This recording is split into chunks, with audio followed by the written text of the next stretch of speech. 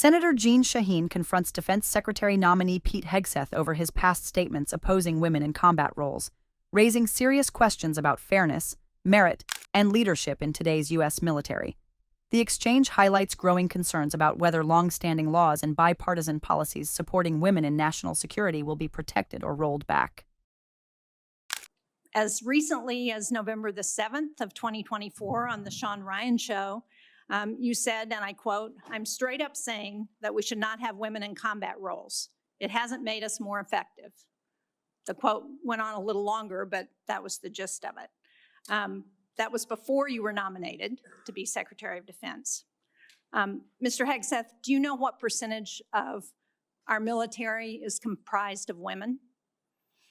I believe it's 18 to 20%, Senator. It's almost 18%, and in fact, DOD's 2023 demographic report indicated that there are more women serving now, and there are fewer separations. So they make up a critical part of our military, wouldn't you agree?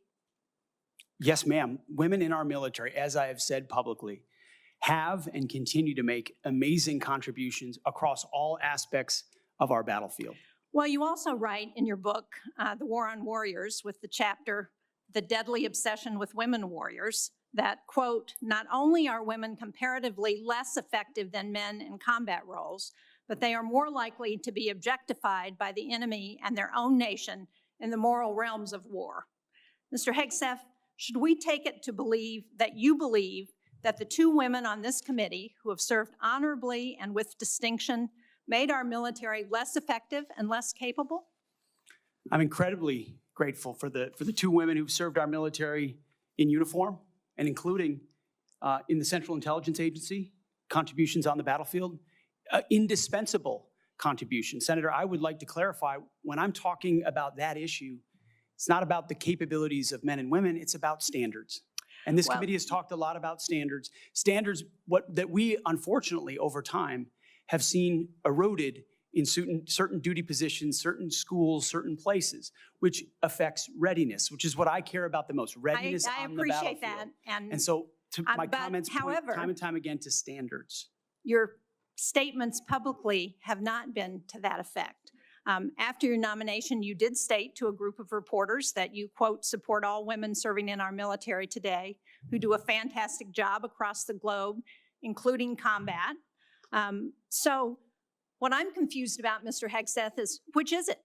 Why should women in our military, if you were the Secretary of Defense, believe that they would have a fair shot and an equal opportunity to rise through the ranks? If on the one hand, you say that women are not competent, they make our military less effective, and on the other hand, you say, oh no, now that I've been nominated to be the Secretary of Defense, I've changed my view on women in the military. What do you have to say to the almost 400,000 women who are serving today about your position on whether they should be capable to rise through the highest ranks of our military? Senator, I would say I would be honored to have the opportunity to serve alongside you, shoulder to shoulder, men and women, black, white, all backgrounds, with a shared purpose. Our differences are not what define us.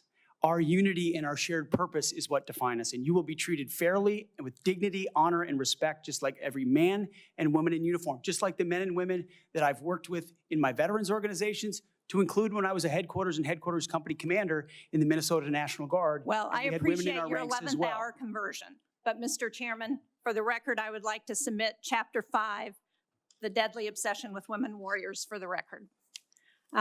Mr. Hegseth. Without objection, it will be submitted. Are you familiar with the Women, Peace, and Security agenda at the Department of Defense? Yes, ma'am, I am. This is a law that was signed during President-elect Trump's first term. It was legislation that I sponsored with Republican Senator Capito of West Virginia. It was co-sponsored by Marco Rubio, the nominee to be the President-elect's Secretary of State. It was led in the House of Representatives by Kristi Noem, the President-elect's nominee to be the Secretary of Homeland Security.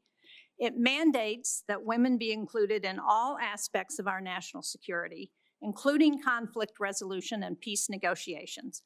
And at the Department of Defense, it has been the law for 8 years under both the Trump and Biden administrations. The DOD has incorporated women throughout its decision-making as a result. Every single combatant commander across 2 administrations has told this committee that this law and its implementation at the Department of Defense provides them a strategic advantage operationally. Based on your comments, it appears that the example that you would like to set, not only for women in this country, but for women across the globe, 50% of the world's population, as the prospective nominee to lead the most combat-credible military in the entire world, is that women should not have an equal opportunity in our military. So will you commit to preserving the Women, Peace, and Security law at DOD and including in your budget the requisite funding to continue to restore and resource these programs throughout the DOD? Senator, I will commit to reviewing that program and ensuring it aligns with America First national security priorities, meritocracy, lethality, and readiness. And if it advances American interests, it's something we would advance. If it doesn't, it's something we would look at. Since former President Trump signed the law, I hope that he agrees with you. The exchange between Senator Jeanne Shaheen and Pete Hegseth exposes a deep and unresolved tension at the heart of modern military leadership, whether personal ideology can be reconciled with the legal, operational, and moral obligations of leading a diverse fighting force. Shaheen's questioning is precise and grounded firmly in the public record, contrasting Hegseth's pre-nomination statements with his more carefully worded responses after becoming a nominee. That shift is not a minor detail. It raises fundamental questions about credibility, judgment, and whether deeply held views can truly be set aside when one is entrusted with command of the world's most powerful military. Shaheen anchors the discussion in realities that cannot be brushed aside. Women now comprise nearly 18% of the U.S. military, a figure that continues to rise as retention improves and opportunities expand. These women serve in combat zones, intelligence units, logistics hubs, and senior leadership roles. They are pilots, analysts, medics, commanders, and decision-makers. This is not a hypothetical debate about future policy. It is about the lived experience of nearly 400,000 women whose careers, safety, and advancement depend on leadership that views them as equal contributors rather than liabilities to be justified. Hegseth repeatedly attempts to reframe his earlier remarks as a discussion about standards, meritocracy, and readiness. Yet Shaheen makes clear that his own words, both in print and on air, went much further, suggesting that women in combat inherently weaken effectiveness. For service members listening, that distinction matters. Trust in leadership is built not only on policy, but on belief. Belief that evaluations are fair, promotions are earned, and sacrifices are respected equally. When senior leaders appear to question that premise, the impact ripples through the ranks.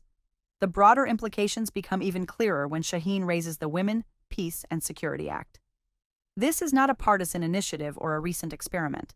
It is a bipartisan law, signed by President Trump during his first term, sponsored and supported by Republicans and Democrats alike, and implemented continuously for 8 years. Combatant commanders from multiple administrations have testified that including women in security planning and conflict resolution improves intelligence gathering, strengthens local engagement, and enhances operational outcomes. In other words, this approach has been validated by those responsible for winning wars, not by political theorists. By pressing Hegseth to commit to preserving the law and fully resourcing it, Shaheen reframes the issue as one of institutional respect and continuity. His refusal to give a clear commitment, opting instead to review the program based on shifting political priorities, introduces uncertainty where stability is essential. For service members, uncertainty from the top can be corrosive. It signals that long-standing policies may be reversed not because they failed, but because they conflict with ideological preferences. Ultimately, this exchange is about far more than women in combat roles. It is about leadership, trust, and the integrity of the chain of command. A military divided by doubt about fairness cannot maintain cohesion, readiness, or morale. Shaheen's questioning reflects a broader concern shared by many in Congress and within the ranks, that politicizing identity, merit, or service undermines the very professionalism that military leaders claim to defend. For the women watching this hearing, the stakes are deeply personal. They are not asking for lowered standards or special treatment. They are asking for consistency, respect, and equal opportunity under the law. Shaheen makes one point unmistakably clear. The question is no longer whether women belong in every aspect of military service. They have already proven that they do.